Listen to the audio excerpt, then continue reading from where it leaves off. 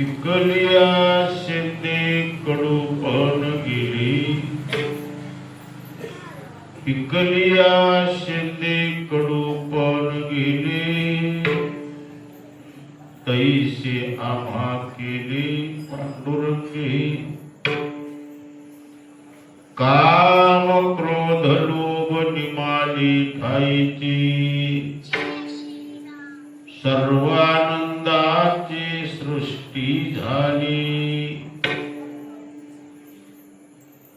आठव नाठव गेला भावा भाव, झाला स्वदेव पांडुरंग. काम क्रोध लोभ निमाली ठाईची, सर्वानंदाची सृष्टी झाली. तुका म्हणे भाग्य या नावे म्हणजे, संसारी जन्मीचे याची लागी. काम क्रोध लोभ निमाले ठाईची, सर्वानंदाची सृष्टी झाली. विठ्ठल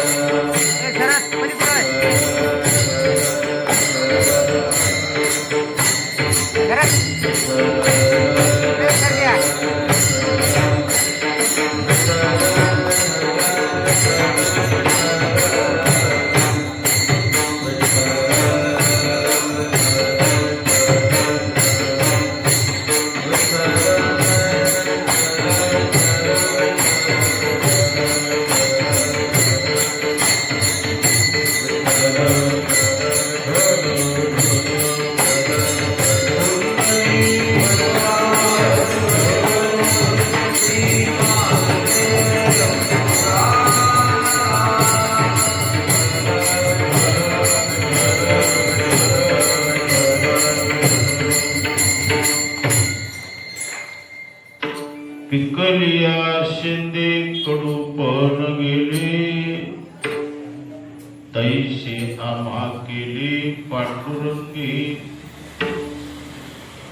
काम क्रोध लोभ निमाली ठाईची, सर्वानंदाची सृष्टी झाली. पांडुरंगा करू प्रथम नमन, दुसरे चरण संस्थात्या. त्यांच्या कृपादानी कथेचा विस्तार, बाबाजी सद्गुरु दास तुका. ओम नमो ज्ञानेश्वरा, करुणा करा दयाळा. तुमचा अनुग्रह लाभलो, पावन झालो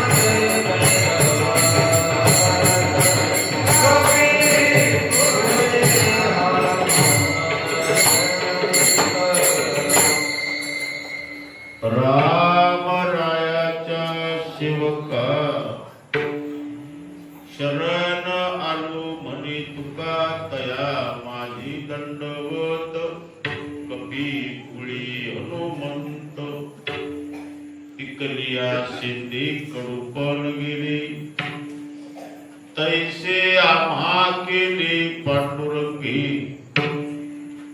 काम क्रोध लोभ निमाडी ठाईची सर्वानंदाची सृष्टी झाली. आज मोजे जांब बुद्रुक या ग्रामातील अद्य ग्राम देवता इष्ट देवता भक्ती मार्गीचा मार्गदृष्टा ऋष्यमुख पर्वत निवासी महान तपो तेज राशी माता अंजनी हृदय रत्न महारुद्र अवतार किलर करणार श्री राम भक्त पश्चिम दिशा अभिमुखी प्रसन्नपणे आपल्या सिंहासनावर विराजमान असलेले हनुमंतराय. या हनुमंतरायाच्या पवित्र द्वारामध्ये दीर्घ काळापासून प्रतिवर्षी प्रमाणे चालत आलेला आपला हा अखंड हरिनाम सप्ताह. आपल्या अखंड हरिनाम सप्ताहामध्ये 2 पर्वकाळ साधून आलेले आहे. सप्ताहाच्या आरंभी जगद्गुरु तुकाराम महाराजांचा वैकुंठ गमन सोहळा आणि सप्ताहाच्या मध्यकाळी म्हणजे फाल्गुन वद्य षष्ठी या तिथीवर शांती ब्रह्म पैठण निवासी संत एकनाथ महाराजांनी जल समाधीचा स्वीकार केला. सप्ताहाचा पहिला दिवस म्हणजे त्या दिवसाला नावच असं प्राप्त आहे तुकाराम बीज. फाल्गुन वद्य षष्ठीचं नाव आहे नाथ षष्ठी. विठ्ठल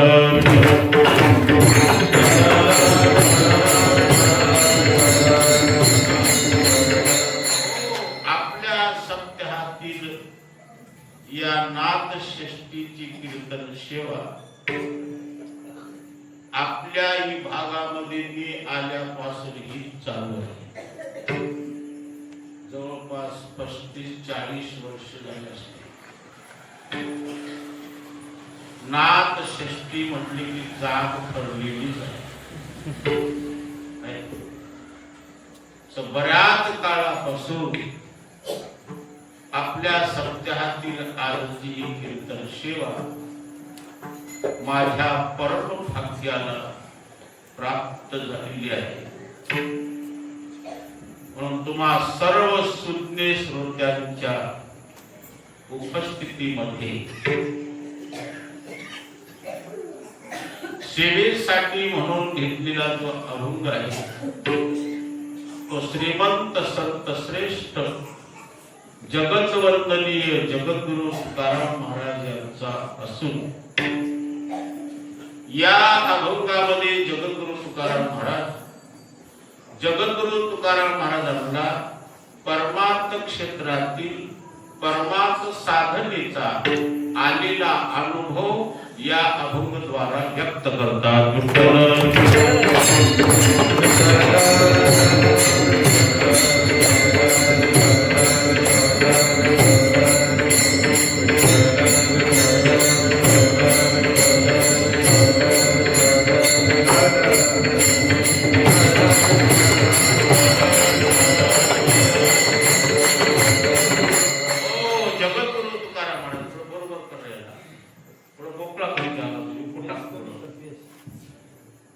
विठ्ठल धन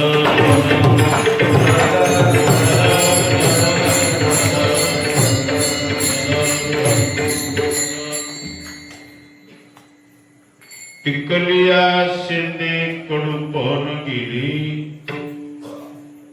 तैसे या भाकेले पांडुरंगी काम क्रोध लोभ निमाली ठाईची सर्वानंदाची सृष्टी झाली. मला सांगतात आम्ही या परमार्थ क्षेत्रातील परमार्थ साधन केलं. परमार्थ साधन केलं म्हणजे नेमकं काय केलं? भगवंताच्या नामाचं चिंतन केलं. या कलियुगामध्ये मनुष्य जीवाच्या उद्धारासाठी उत्तम साधन कोणतं असेल तर फक्त एक हरी कीर्तन आहे. हरी कीर्तना वाचून या कलियुगामध्ये दुसरं साधन चालत नाही. म्हणून संत सज्जनांनी आपल्या सर्वांना आव्हान केले, कलियुगा माझी करावे कीर्तन, तिने नारायण दीन भीती. या कलियुगामध्ये जन्माला आलेल्या मनुष्य जीवाने आपल्या उद्धारासाठी साधन कोणतं करावं, स्वबुद्धीने कोणते तरी साधन करून सीन आणून घेतल्यापेक्षा मला सांगतात आम्ही सांगतो तीच करा. काय करा? कलियुगा माझी करावी कीर्तन. या कलियुगामध्ये कीर्तन साधनेलाच सर्व संत सज्जनांनी प्राधान्य दिलं.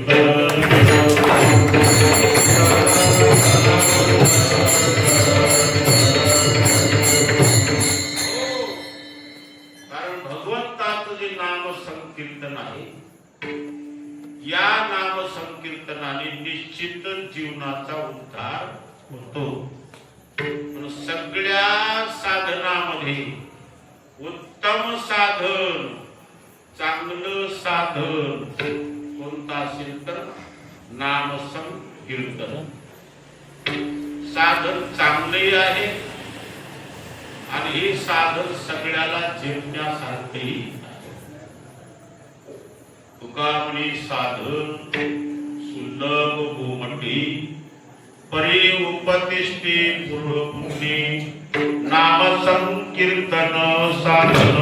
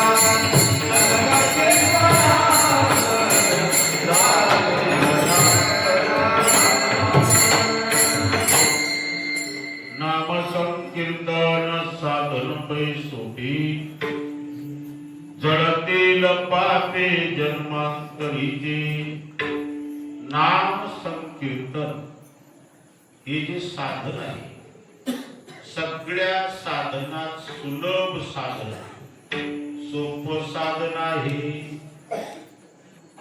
आणि चांगलं आहे. सगळ्या साधनात उत्तम साधन, उत्तम आणि सुलभ जर असेल तर या साधनाला आळस का करावं आणि असं साधन सोडून अन्य साधनाच्या माग का लागावं? नाम संकीर्तन साधन पैसोटी परिणाम काय होतो?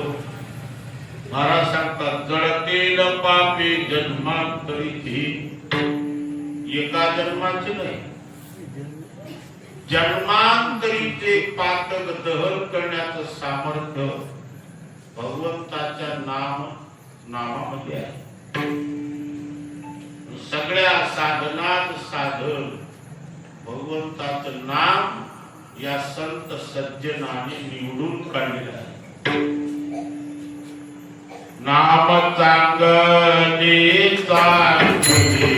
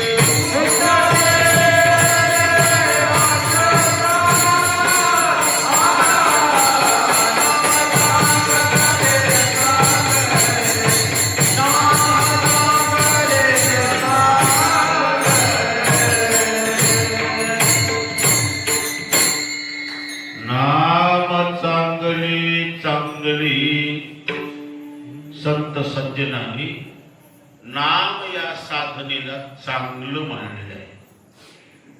नाम चांगले चांगले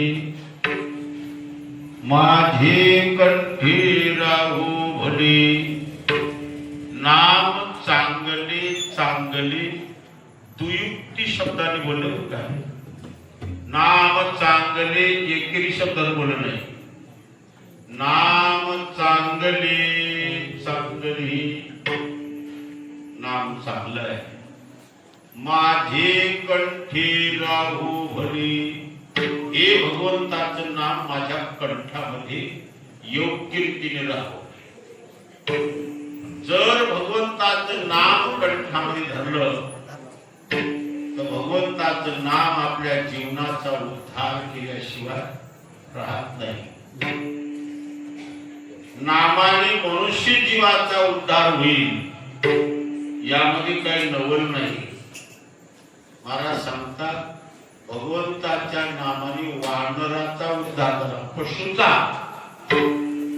कपिकुळ उद्धरली मुक्त केले राक्षसा. कपिकुळाचा उद्धार भगवंताच्या नामाने झाला.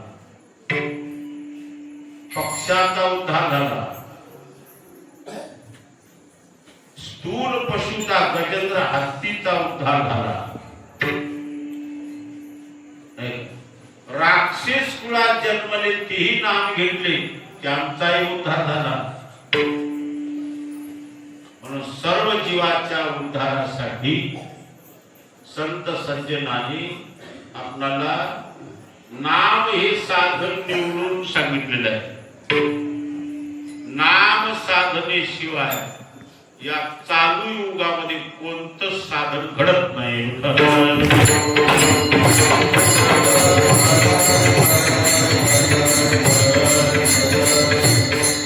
नामा परते तत्व नाही रे.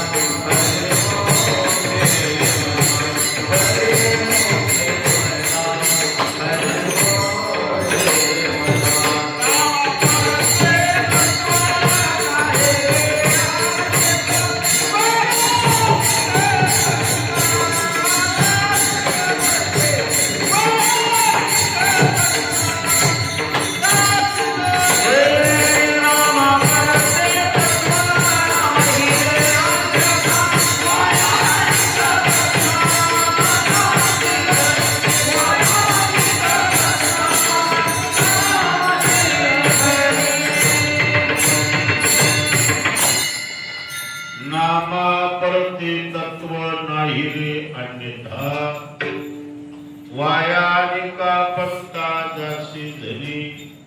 महाराज सांगतात, माऊली सांगतात, नाम साधनेशिवाय दुसरं साधनच चालू युगासाठी नाही.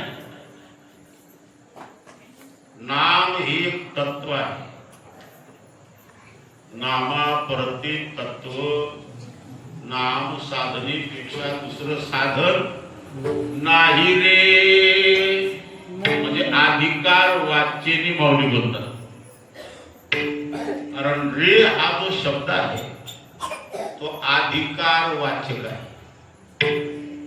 नामापरते तत्व नाही रे. नाही रे अन्यथा. अन्यथा म्हणजे नाम साधनेशिवाय दुसरं साधन कोणतंच नाही. म्हणून नाम साधनेला सोडून वाया कशाला भटकता दुसरीकडे. आपण कलियुगामध्ये जन्माला आलेले आहोत. अखंड भगवंताचं नाम चित्तामध्ये ठेवा. तुमचं सगळं काम होईल. विठ्ठल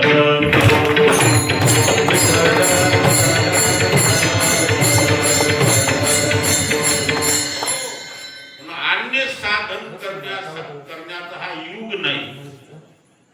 या युगात कोणतेच साधन घडण्यासारखी परिस्थिती नाही.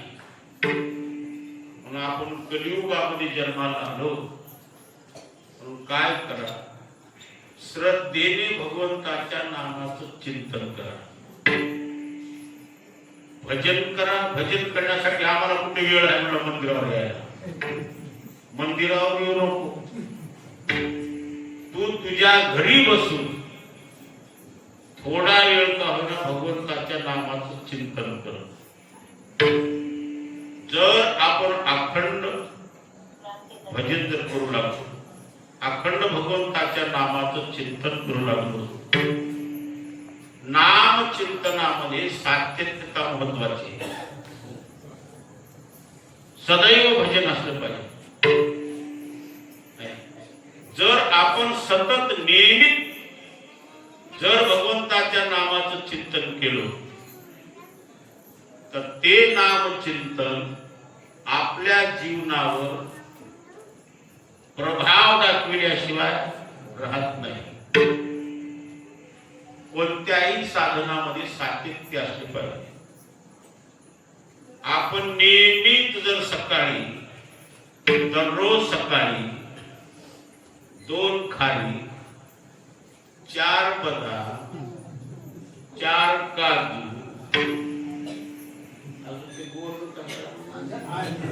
2 अंजीर जर आपण नेहमीच रोज चावून चावून चावून जर खाल्लो तर नियमितपणे खाल्लेले पदार्थ तुमच्या शरीरावर प्रभाव दाखवतात. हे सांग. रोज खाल्यावर दाखवतात का कधी कधी खाल्यावर? जिथं मिळाल तिथं खाल्यावर.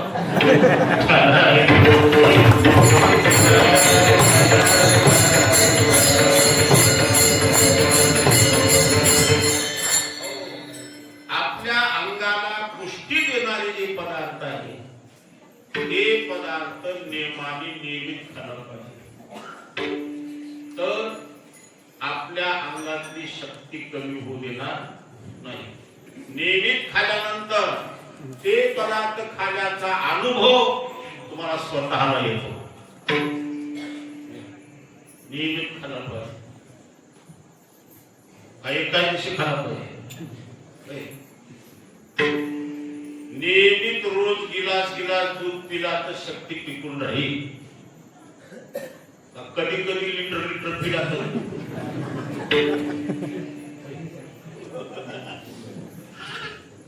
असा एक वयोवृद्ध माणूस 65-70च्या घरात गेलेला. एका गावाला यात्रा होती. यात्रेमध्ये कुस्त्या होत्या. बऱ्याच माणसाला गौऱ्या मसनात गेला तर शोक जायच ना. त्याला कुस्त्या बघायला नाही ना.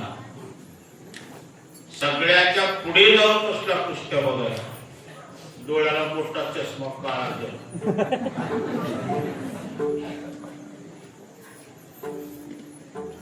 त्या कुस्त्याच्या फळामध्ये 51,000ची लास्ट कुस्ती होती. दोन पैलवान मुंबई पुणे कोल्हापूरून आले. शेवटची कुस्ती लागली. दोन्ही पैलवान लंगोट धारण केले, कुस्तीच्या फडामध्ये आले, एकमेकाच्या हातात हात दिला, सलामी दिला आणि लगेच 2 मिनिटात कुस्ती झाली. सलामी दिली ते पाळलंच. 70 वर्षाचं उठून मांडी फुटलं वाढ पट्ट्याला. त्यानं कोण की त्यानं शाबास पळतच गेलं. त्याच्या हातात हात दिला. काय म्हणला, काय खातूस रोज म्हणला, एवढी तुझ्या अंगात ताकद आहे. त्याने ह्याच्या तोंडाकडे बोललं. समोरचे 2-4 दात गळाले होते. त्याला खाली खोबर सांगून जमणार. ते म्हणलं काहीच खात नाही म्हणलं मी. दररोज संध्याकाळी 1 लिटर दूध पिऊन झोपतो म्हणलं. फक्त 1 लिटर दुधाची ताकद आहे का म्हणलं. हे कोणतं महाग आहे. आलं घरी. त्याच्या घरी म्हैस नव्हती, गाय नव्हती, काय. शेजारच्या घरून जगभर दूध आणलं.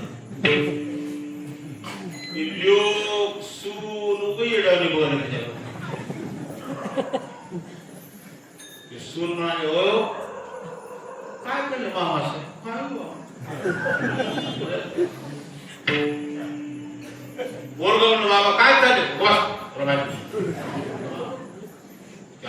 लिटर दूध जग भरून दूध देवळीमध्ये ठेवलं. संध्याकाळचा स्वयंपाक झाला.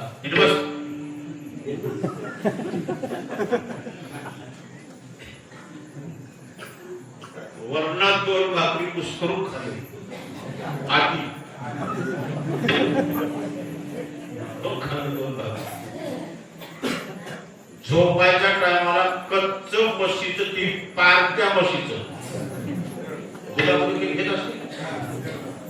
पार्ट्या म्हशीचं दूध घट असते. पार्ट्या म्हशीचं 1 लिटर 1 जग दूध पिलं बघा. कडकड कडकड कशी ताकद येणं बघून 2 भाकरी खाल्लं. झोपताना 1 जग दूध कच्च पिलं. पांघरून झोपलं. पंखा लावला. आता निवांत झोपायचं. निवांत झोपला. 8 वाजता झोपला. 9 वाजता झोपला. 10 वाजेतो त्याला काही धक्का लागला. 10च्या पुढे काटा गेला.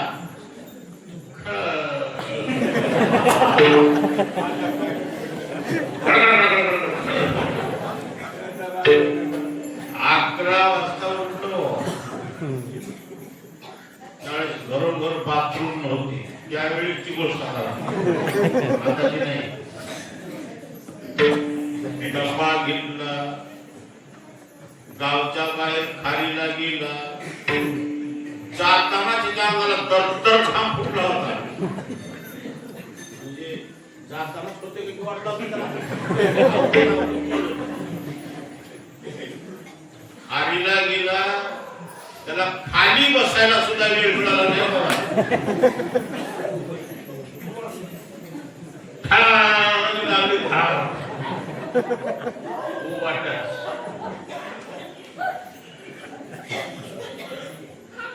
पाणी शिवला. घरी आला. हातपाय धुवला. पुन्हा पलंगावर बसला. बसल्याबरोबर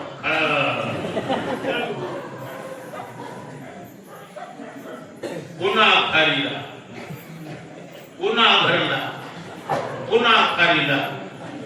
रातच गेली. त्याची खारीची वारी काही बंदच पडली. मूड काय म्हणला पहिला. रोज 1 लिटर दूध पितो म्हणला. नेहमी 1च लिटर पिला म्हणला. जास्त पिला म्हणला.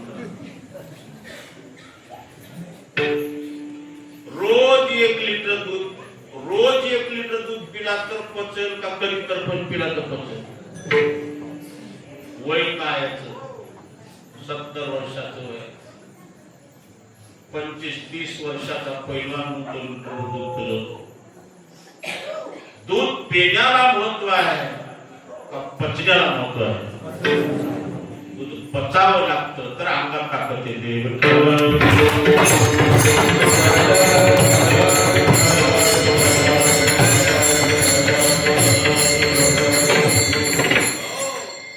कधी कधी भजन करून चालणार नाही. कधी कधी भजन करता करता आपला आज्या मेला तसा, पण ज्या मेला बाप बी कधी कधी भजनाला जात होता, कधी कधी नाही. भजनामध्ये सदोदित पण असलं पाहिजे. हरी बोला एकांती, हरी बोला लोकांती, देह त्यागांती हरी बोला. सर्व काळ हरिचिंतनामध्ये ज्याचा जातो बरं का, त्याच्या जीवनाचा उद्धार झाल्याशिवाय राहत नाही. म्हणून संत सज्जनाने सर्व काळ भजन केलं, रात्र दिवस भजन. दिन रजनी हाची धंदा, गोविंदाची पोवाडी, अखंड भगवंताच्या नामाचं कीर्तन चालू आहे. कीर्तन हे उत्तम साधन आहे. कीर्तन म्हणजे मी सांगलेलं नाही, भगवंताच्या नामाचा उच्चार करणं म्हणजे कीर्तन करणं.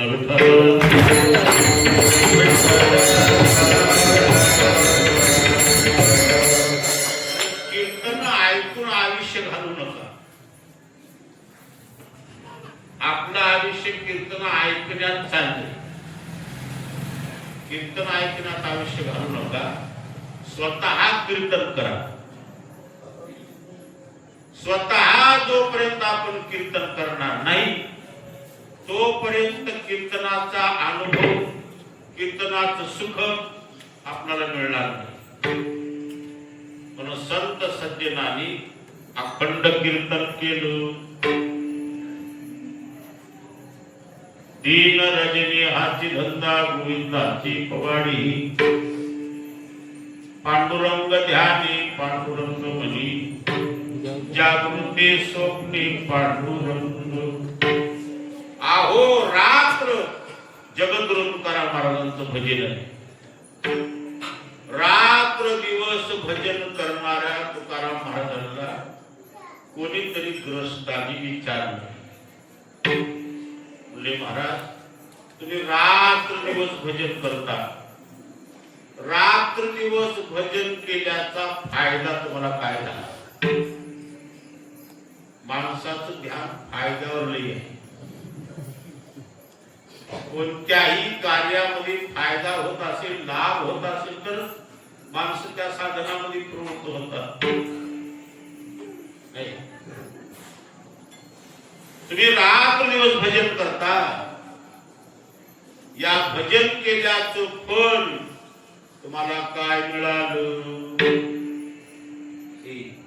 परमार्थ क्षेत्रात उतरावं, इमानदारीनं परमार्थ घडावं आणि घडलेल्या परमार्थाचा आपल्या जीवनावर परिणाम काय झालाय त्याच्या अनुभवाला यावं, तर त्या जातीने परमार्थ केला असं मानावं.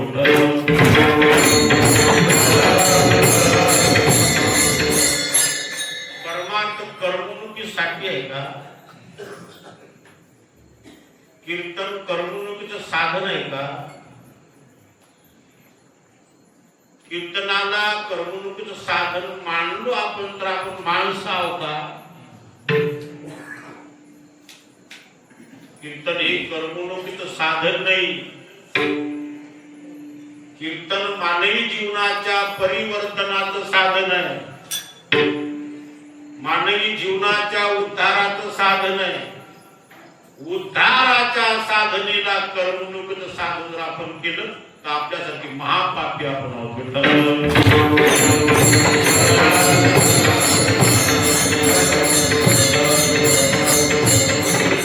अरे कीर्तन ही वेळ घालवण्यासाठी नाही, कीर्तन आपल्या जीवनातले दोष घालवण्यासाठी आहे. औषध पोट भरण्यासाठी आहे का रोग निवृत्तीसाठी आहे? रोग्याने औषध घ्यावं, रोग्याने वैद्याकडे जावं, वैद्याने रोगाची तपासणी करावी आणि रोग्याला योग्य ती ट्रीटमेंट वैद्याने द्यावं. वैद्याने दिलं ट्रीटमेंट, जसं वैद्याने नियमाने खायला सांगितलंय तसं खावं. आणि औषध जसा जसा रोगी खाऊ लागतो तसा तसा रोग कमी होत जातो.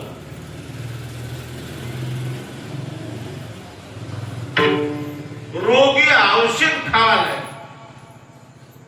पण रोग कमी होत नाही, त्या रोगावर ते औषधच नाही.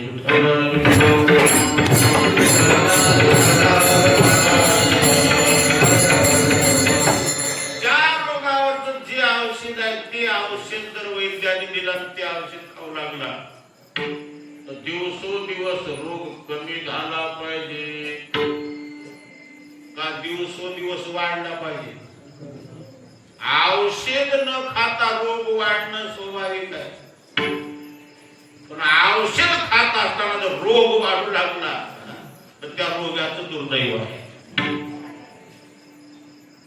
औषध घ्यावं, औषध घेता घेता त्या औषधाचा परिणाम आपल्या रोगावर व्हावं.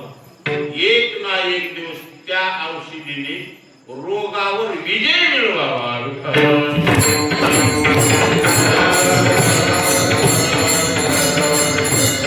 त्या औषधीने रोग्याला रोगमुक्त करावं. रोग्याला रोगमुक्त करणार जे वल्ली असेल त्याला औषध मानावं. नाम संकीर्तन काय करतं? आपणाला सर्व दोषापासून मुक्त करतो. आपल्या जीवनामध्ये असलेल्या दोषाची निवृत्ती नाम साधनेशिवाय अन्य साधनाने होत नाही.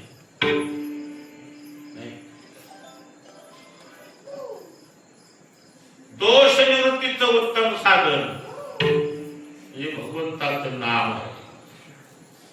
आणि तेही नियमित जसं औषध घ्यावं लागतं तसं नियमित भजन करावं लागतं. सदनाम घोष करू हरी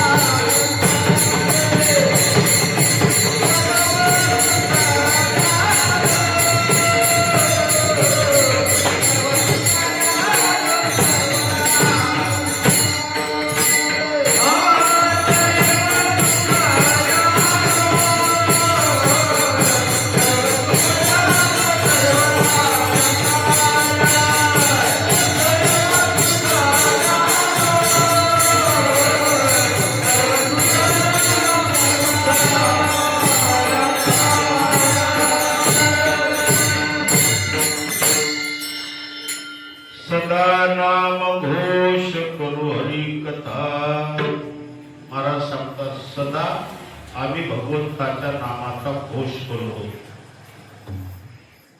सदैव जर आपण भजन करत राहिलो तर आपण केलेलं भजन एके दिवशी पक्व दशेला येतं, परिपक्व बनतं.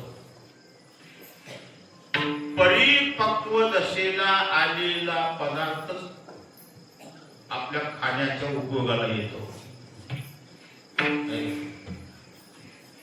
जाळ कुठपर्यंत घालावं लागते नाही. आपण चुलीवर म्हणा, शेगडीवर म्हणा, तांदूळ शिजवायला ठेवलं, जाळ कुठपर्यंत घालावं लागतं? भरपूर जाळ घालावं नाही.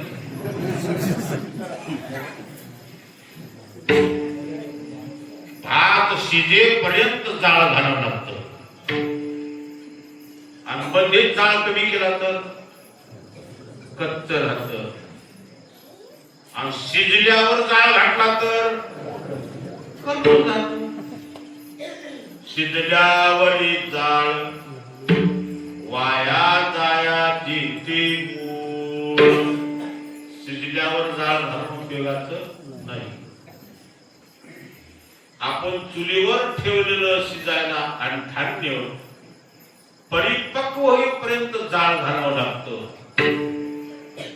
आपण केलं भजन परिपक्व स्थितीला येईपर्यंत अट्ठासाने करीत राहावं लागतं.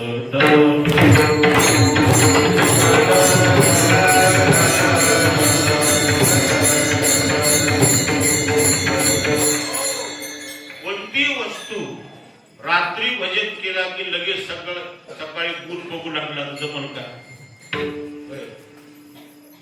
खारी खोबर बदाम खाण्याची अंगात ताकद येते, गोष्ट खरी आहे. रात्री 1 किलो खारी खाल्ला, काही खोबर खाल्ला, काही बदाम खाल्ला, सकाळी उठल्या बाथरूमला जाऊन आला असं करून बघा.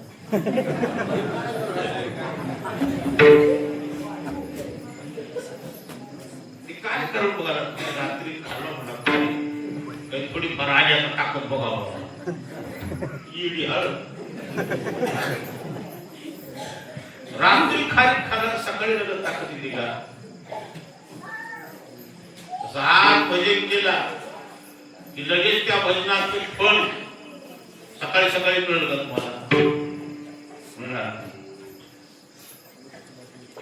भजन करणं म्हणजे काय आहे? आंबा काडीला लावून आहे. आता आंबे लागले तुम्हाला. ही आंबा झाडाला लागला आंबा गर्भाला यावं लागतं.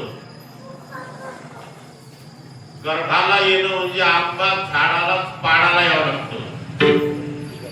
जेव्हा झाडाचे पाड गळू लागतात तेव्हा तो आंबा उतरला जातो. उतरलेला आंबा लगेच संध्याकाळी रस करता येते की नाही? करता येते. ते उतरून आणलेले आंबे आपल्याला काडीला लावावं लागतं. आता काडीला नाही, औषधाला आहे, केमिकलला आहे. आता नाही काडी,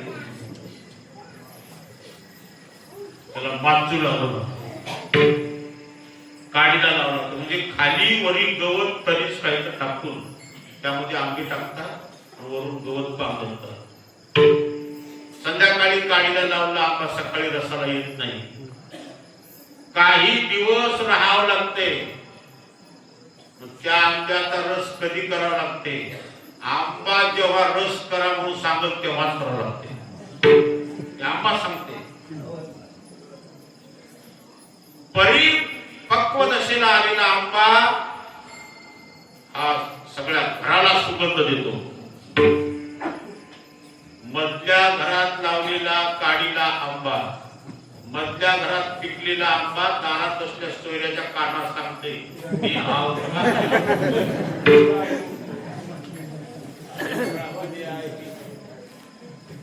की सुगंध द्रवतो.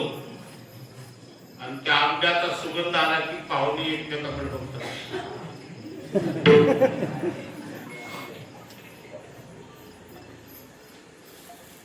आंबा काडीला लावला, काडीला आंबा लावला लावल्याशिवाय आंब्यातला आंबटपणा जाणार नाही. विठ्ठल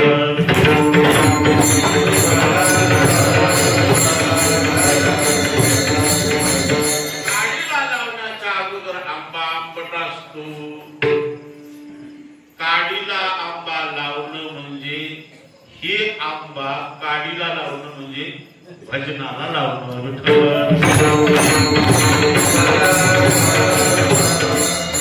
एक आंबा झाला. त्या झाडच्या आंब्यामध्ये जसा आंबट हा दोष आहे, आंबट हे दोष घालवण्यासाठी आंब्याला काडीला लावावं लागतं. 5-7 दिवसांनी आंबा आंबट होता ते गोड होत असतो, मग त्याचा रस करता येतो.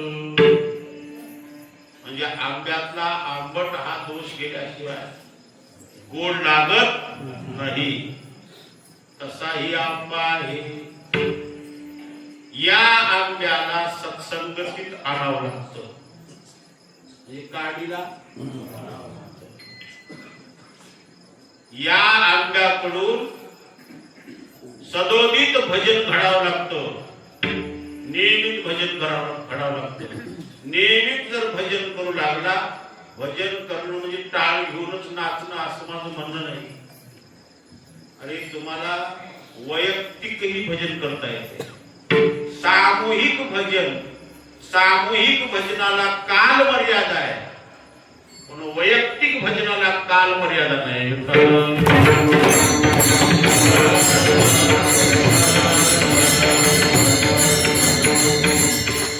सामूहिक भजनाला टाळ, विना, मृदंग लागतो, माईक लागते, घेवली लागते, युको लागते, डीजे लागते, सगळंच लागते.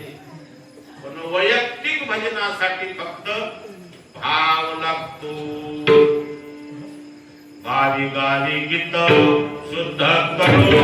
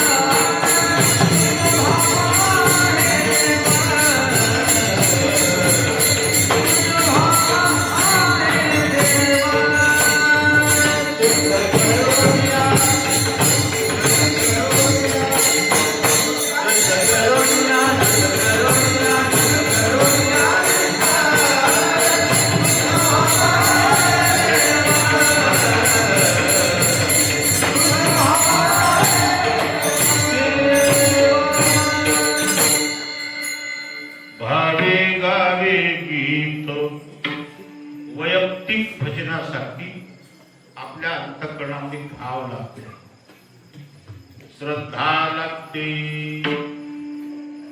ज्या नामाचा आपण चिंतन करतो त्या नामावरचा विश्वास असावा. विश्वासाने, श्रद्धेने जर आपण भगवंताच्या नामाचं चिंतन जिथं आहोत तिथं जरी केलं तर ते तुम्हाला गुण दाखविल्याशिवाय राहत नाही. आईक बैसोनी राईक चित्त आवडी आनंद आळवावा. आवडीने भगवंताच्या नामाचं चिंतन करावं. जर आपण सतत भगवंताच्या नामाचं चिंतन केलं तर काय होतं, आपल्या जीवनामध्ये आपल्या अंतःकरणामध्ये असलेले जे दोष आहे, जे आपल्या आत्मा आनंदावर आवरण टाकणारे दोष आहे, ते दोष कोणते असतील? काम, क्रोध, लोभ, जयाचे अंतरी नाही अधिकारी ऐसा येथे. जोपर्यंत तुमच्या हृदयामध्ये काम आहे, काम कामी माणसाला कष्टी करणार आहे. काम बरा नाही, कारण काम कामी माणसाला निवांत राहू देत नाही.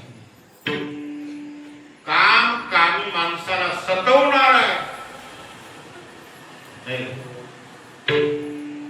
काम कामी माणसाला अंध करणार आहे.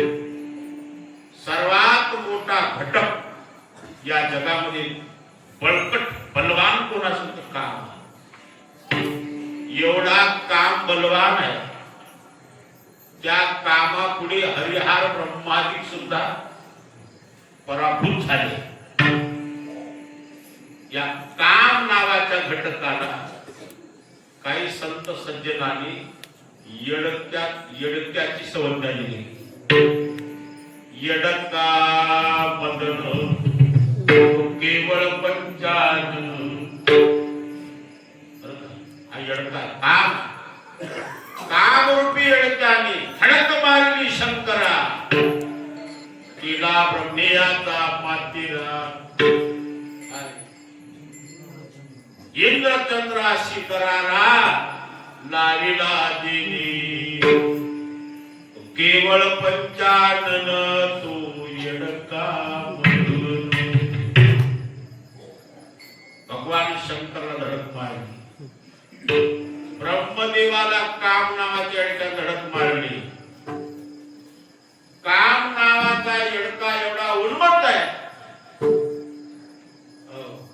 त्याला जर धरायचं असेल, एखादं जनावर जर मारत असेल, अनावर जर जनावर असेल, तर त्या अनावर जनावराला शेतकरी काय करतात?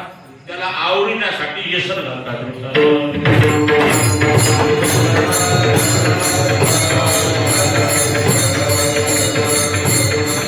अनावर जनावर ज्याच्याने आवडते त्याला येसर म्हणतात. 4 पायाच्या जनावराला येसर घालावं लागते. 2 पायाचं जनावर मी सतवत असेल तर त्यालाही सुद्धा येसरच घालावं लागते. येसरीने हासडा दिला, त्यावरच बसते.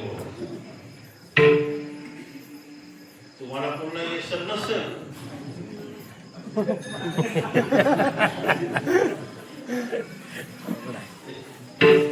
अशी व्यसन आहे.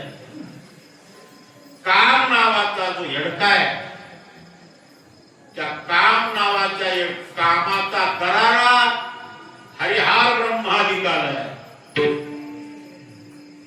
इंद्र चंद्राशी दरारा लाविला देनी. इंद्राला दरारा, इंद्राला 1000 छिद्र पडली. इंद्र पडले फग, चंद्र झाला काळा. नारद चुकला ताळा भजनाचा. चंद्र काळा झाला, नारद भजनाचा ताळा चुकला. कुणी केलं? या काम नावाच्या विकाराने केलं. काम हा विकार कोणी विकत आणला नाही, स्वाभाविकच प्रत्येकामध्ये असतो.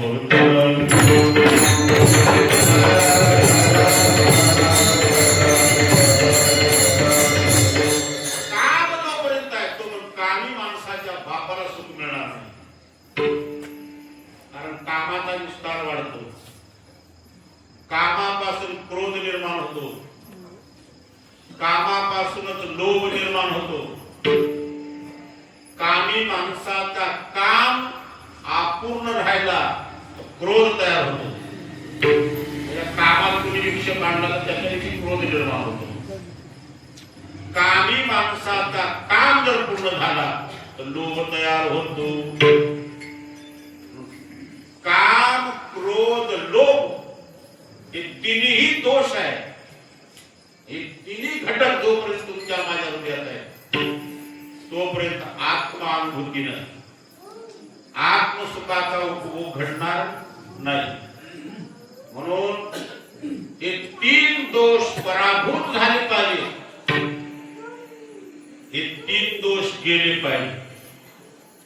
वास्तविक हे दोष जाणारे नसतात, मनावर गेले पाहिजे.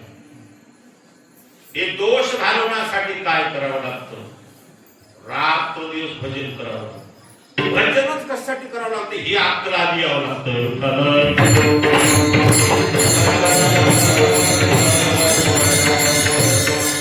कोणतंही कार्य करायचं तर त्याचा हेतू ठरावा. हेतू काय?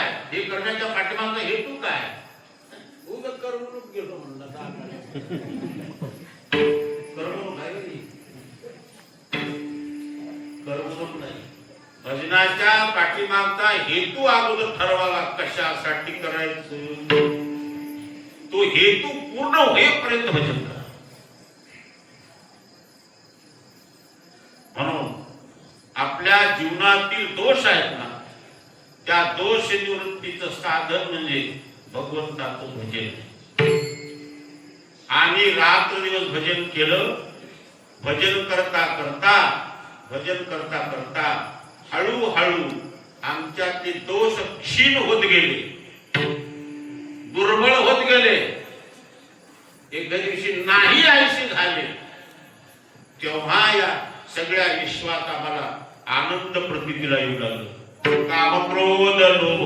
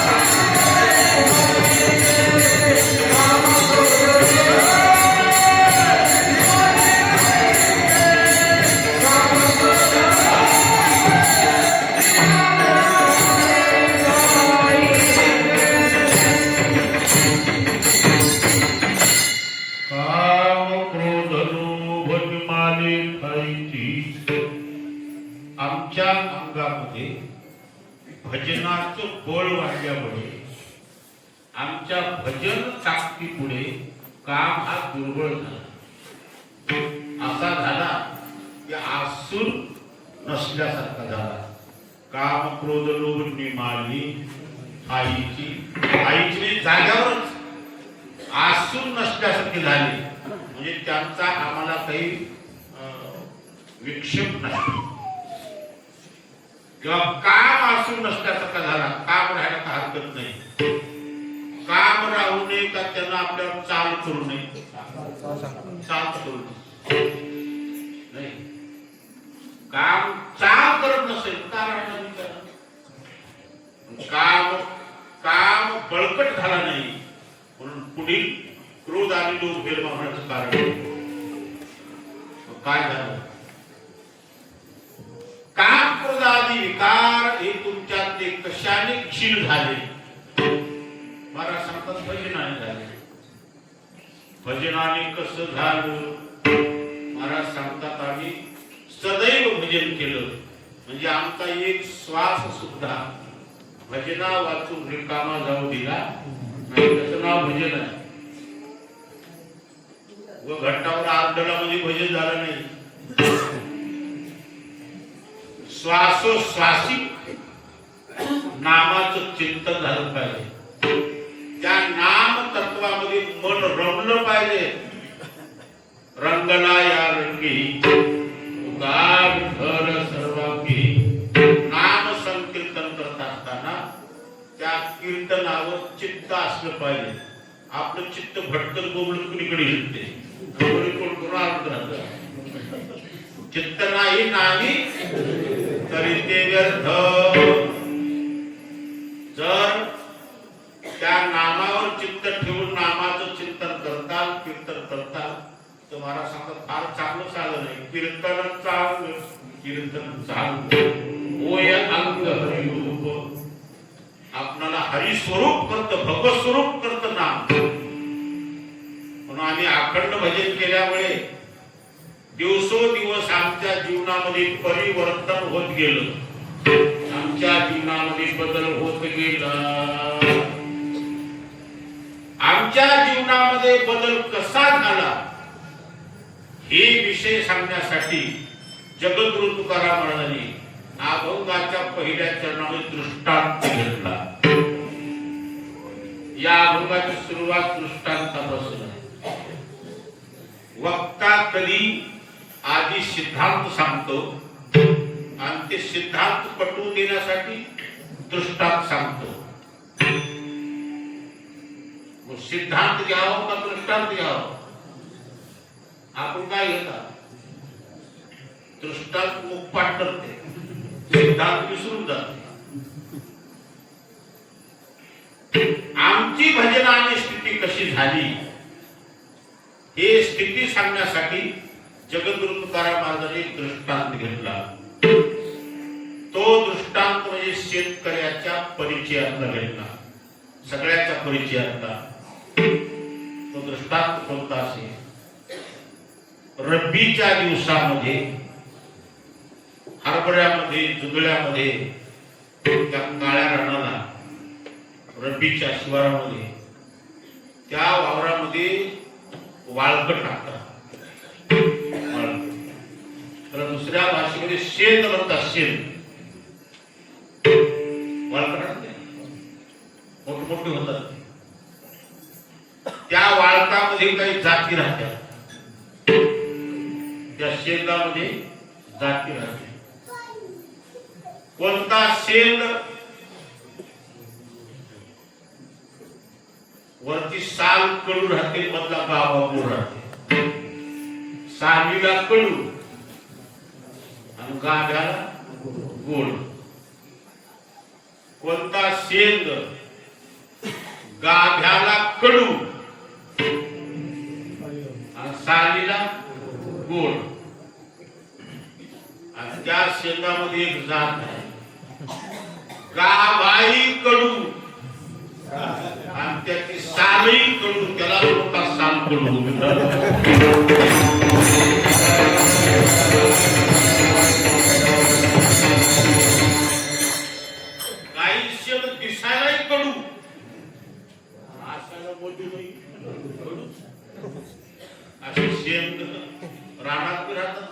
बरं काय असा देटा सहित कडू शेत असला तरी तो देटाचा तोडून खाला तर कडू लागतो. आणि तेच सेंद जर देटाला वेदाला जर पिकला तर पिकलेला सेंद गोड होतो. पिकली सेंद कडू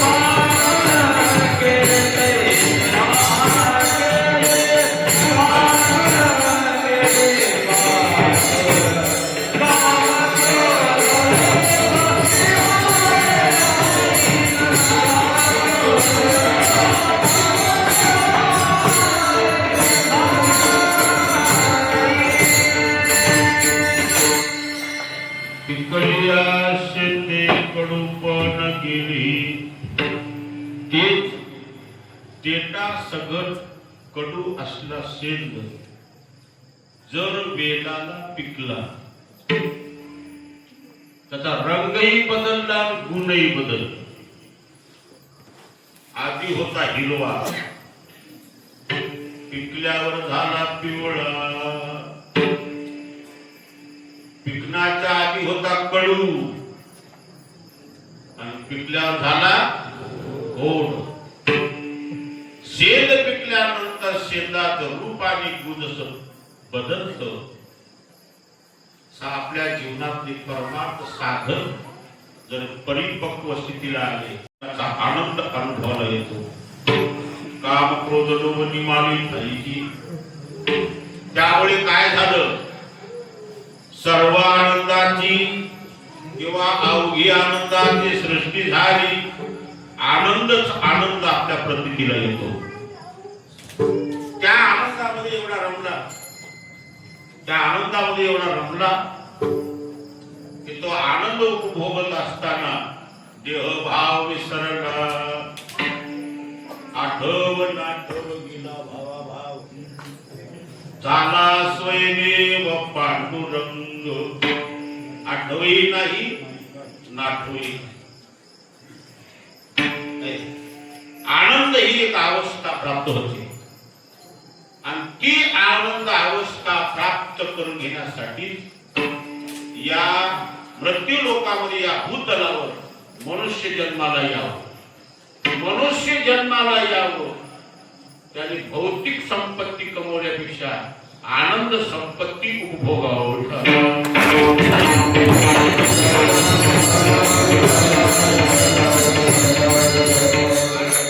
हे भौतिक जोडलेली संपत्ती इथंच राहणारी आहे. माणसाच्या जन्माला यावं त्याने आनंद कमवावा, सुख कमवावं. सुख उपभोगण्यासाठी मनुष्य जन्म आहे. म्हणून ज्या ग्रस्ताला परमार्थ साधनेच्या द्वारा आनंदाची प्रतीती आली, आनंदाचा उपभोग मिळाला. आनंद मिळवणं म्हणजे भाग्य मिळवणं आहे. हे मिळवलेलं भाग्य काय, जिथल्या तिथं टाकावं तरी जावं लागणार आहे. तुका म्हणे भाग्य या नावे म्हणजे संसारी जन्मिली याची लागी. आत्मा आनंद, आत्मसुख, ब्रह्मसुख, परमात्म सुख मिळवण्यासाठी मनुष्याचा जन्म आहे. माणसाच्या जन्माला यावं, त्याने सत्संगतीमध्ये राहावं. माणसाच्या जन्माला यावं त्याने आधी माणसासारखं वागायला शिकावं.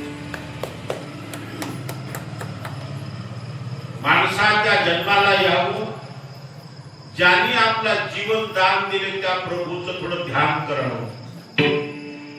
जेणे हा जीव दिला जाण तयाची करीन चिंतन. जगजीवन नारायण गायन गुण तयाची. आपल्यापाशी जेवढे आहे तेवढं आपलं नाही. आपलं तुम्हाला वाटायला तुमचा भ्रम आहे. आपलं नाही, हे सगळं देवाने दिलेलं आहे. अरे जन्मच देवाने दिला आहे तर बाकी काय देवाने दिलं नाही. जेणे हा जीव दिला जाण तयाचे करेन चिंतन. ज्या भगवंताने आपलं जीवनदान दिलं आहे, जीवनदान दिलेल्या प्रभूचं ध्यान कधीतरी मनामध्ये करा, आठवण राखा. त्या भगवंताच्या नामाचं चिंतन करा. नाम चिंतन जर करू लागलो तर आपल्यावर भगवत कृपा होईल. कारण झालेली भगवत कृपा दिसण्यासारखी नसते. आपल्यावर देवाची कृपा झाली का हिरवा अंग पडलं का पिवळं पडलं निळं पडलं. कारण कृपा ही अदृश्य असते. जर आपण चांगलं वागलो, भगवंताचं भजन केलं तर भगवान परमात्मा आपल्या जीवनावर प्रसन्न राहतो. भगवंताची कृपा दृष्टी आपल्यावर पडते. भगवंताच्या कृपा छत्राखाली निश्चित आपलं जीवन निर्विघ्न आणि सुखरूप राहतं. म्हणून आपल्या सर्वांचं जीवन निर्विघ्न आणि सुखरूप व्हावं यासाठी हनुमंतरायाने तुम्हा सर्वांना सद्बुद्धी द्यावी, तुम्हा सर्वांकडून सदाचार घडावा, तुम्हाला सर्वाला सत्समागम मिळावा, त्या सत्समागमातून भगवंताचं नामचिंतन घडून भगवत कृपेला हनुमंतरायाच्या कृपेला पात्र होऊन सर्वांचं जीवन सुखी आणि समाधान राहावं हीच हनुमंतरायाच्या चरणी मी प्रार्थना करतो आणि आताची कीर्तन सेवा इथंच पूर्ण करतो. विठोबा